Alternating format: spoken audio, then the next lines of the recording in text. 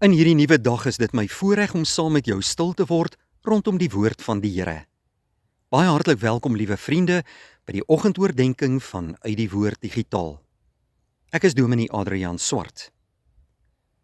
In hierdie pragtige dag gaan ons saam lees uit die woord van die Here uit Psalm 37. Dit is 'n psalm van Dawid en ons lees vers 3 tot 5. Vertrou liewer op die Here en doen wat goed is. Woon en werk rustig voort. Vind jou vreugde in die Here en hy sal jou gee wat jou hart begeer.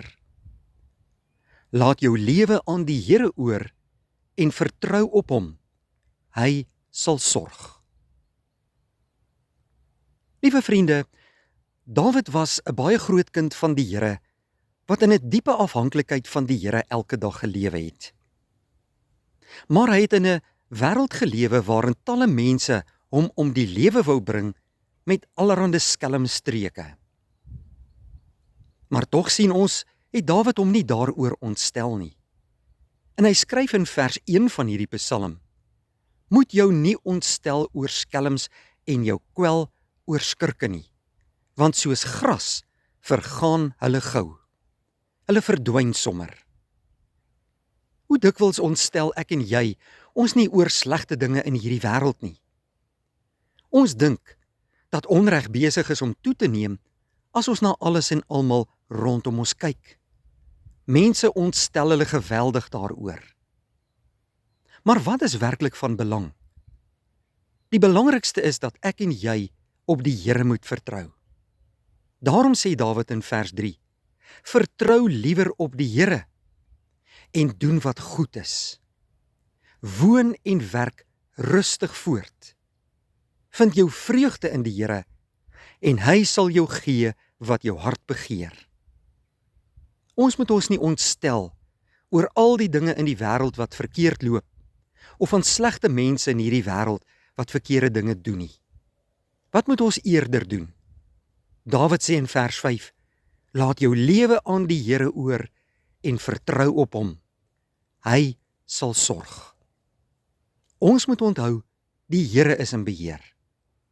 God het reeds die oorwinning deur Jesus Christus behaal oor die bose en oor slegte mense. Ons is op die oorwinningspad.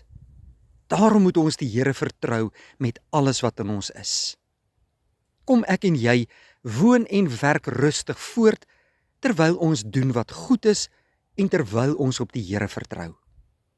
Hy sal ons groot vreugde gee in ons lewe en ons op die oorwinningspad lei.